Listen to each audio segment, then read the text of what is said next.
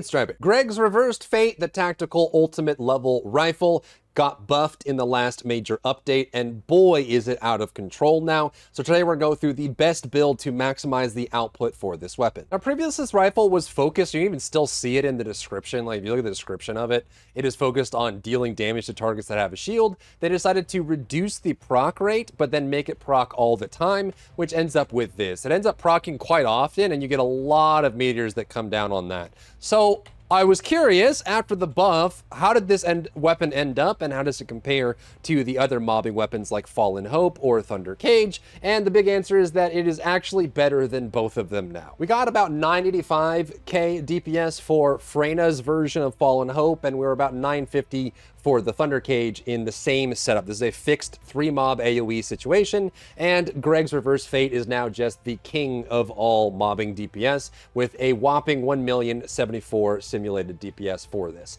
There's a couple things to go over on how this weapon functions, but there's some really cool aspects to it. The meteor proc rate goes up. The amount of meteors goes up to 7 per proc, which means you're literally causing massive meteor storms when this weapon is fully maxed out with full unique ability to level 4. On top of that, the elemental enhancement mods do proc just like the Thunder Cage on the AoE hit and every target hit, and for some reason they also apply to the dot that gets applied as well, which is wild. It also scales with crit, and it scales with weak point on the meteors that come down. So unfortunately, as much as I would love to do something different, in this case, real life fighter and then your high firearm attack with action and reaction rifling reinforcement are going to be your best bet. Then you just focus on weak point and crit to make the best mobbing setup possible, and it plays just like you would most other weapons in the game. You're trying to hit the weak point as much as possible to stack up that firearm attack, which is going to make all of your meteors better. So you're still aiming for the head on mobs, you're still aiming for the weak point, you're still trying to get real life fighters stacked up, and you get some value off of that. But if you wanted to swap some out, it's okay for mental focus just because it is a special version, the special rounds version of mental focus, which makes it okay.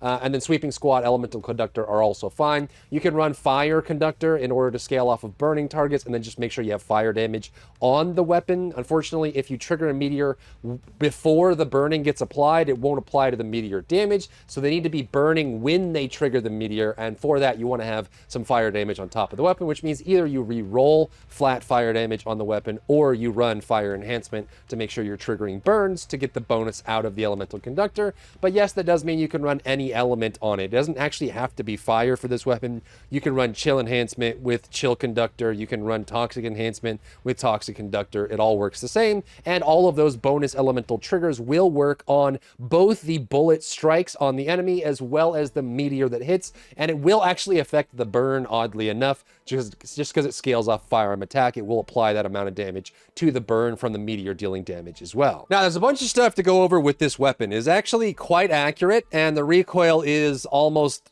not there. It's very, very small at base, and it is the only tactical rifle that I'm aware of that has a 2-shot burst. Most of them are 3. There is one that is a 5-shot burst, but this one is 2. I did check with it. That doesn't mean that it doesn't trigger with the Frigid Burn. It does still work with Frigid Burn if you wanted to run that as an option. So you run chill damage and say at 25 meters or higher. Even though it's a 2-shot burst, you can still trigger with Frigid Burn if you wanted to, though I don't think it's going to be your best option for dealing damage just because it won't be as effective on the meteors themselves, and it's not going to be the best weapon for single target, not even close, but it's very, very, very good for mobbing. The other thing to note is that you do want to hit weak point as much as possible. So when you hit weak point, those weak point explosions will, the weak point hit will also scale the weak point, the damage of the meteor based on the weak point scaling, and will also affect the burn dot as well. So you get a triple dip on the stat scalers for that if you actually run proper weak point. So you almost always want to be hitting weak point on this. It does also scale off of crit, though I discovered a weird bug with it. It seems to, so if you do this and you shoot enough, if you get multiple meteor procs at once when it lands, it will actually recalculate the meteor based on the most recent strike. So you could have it happen, and after shooting kneecaps for a long period of time, you can actually have this where if you shoot twice, the first hit crits and the second hit doesn't, all 14 of your meteors won't crit, or a very small percentage of them won't. or will. So from that standpoint, you can actually override crits by not critting right after a trigger.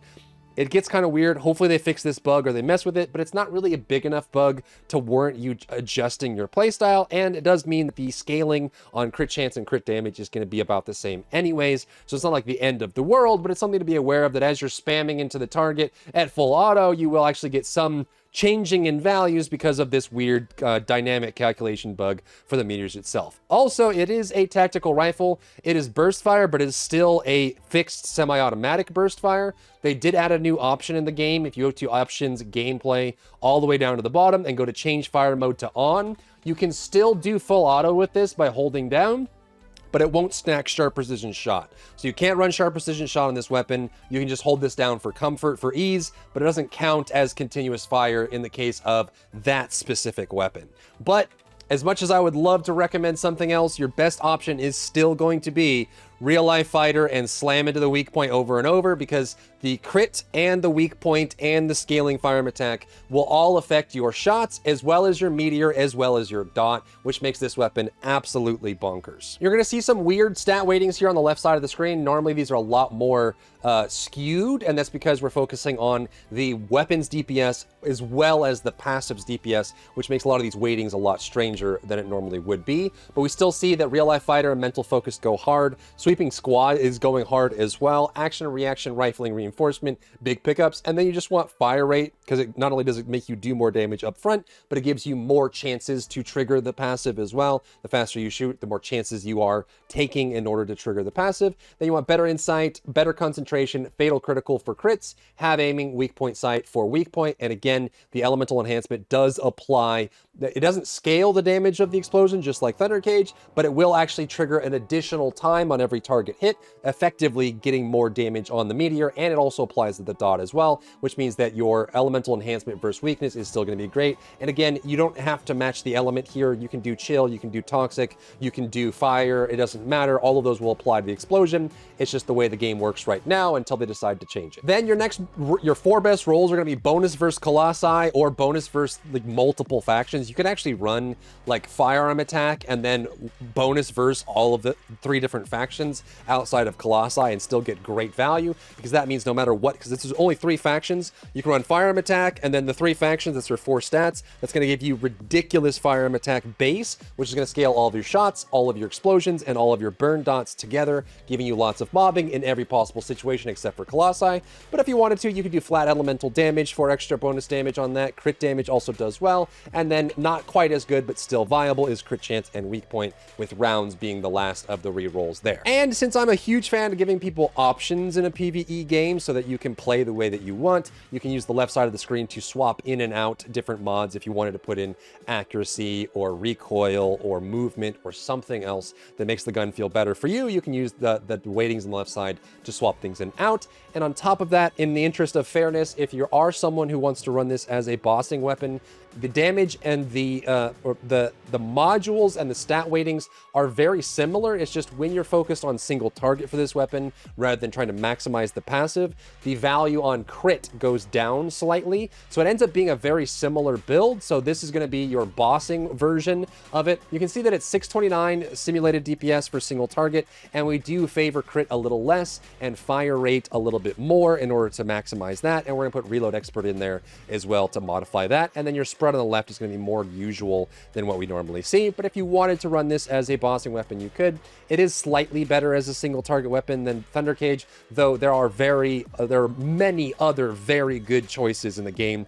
that break 700 to 800k in single target DPS that has different purposes, right? So I would definitely run Greg's as a mobbing weapon for clearing out AoE, and it's very good at it. And if you wanted to, you could run bossing, and I've included this as a mod there, as an option there down below in the comments and in the description. There will be a link to these guides here. But you have a excellent mobbing weapon. The only real downside, like I think the throughput on Greg's is much higher. It's like 130k higher than even like Fallen Hope, even on Freyna or on Thunder Cage on anyone. The major downside to this is that sometimes you're going to get some accuracy misses with the meteors. After shooting a bunch on these targets, sometimes because the meteors are random, sometimes they won't strike the target. And of course, if you're up against a target that's moving or jumping or teleporting, because there's a delay in the explosion, your damage is sometimes going to miss. And I've actually accounted for that in the DPS here. So the DPS is actually going to be slightly higher than this, like around like 1,140,000,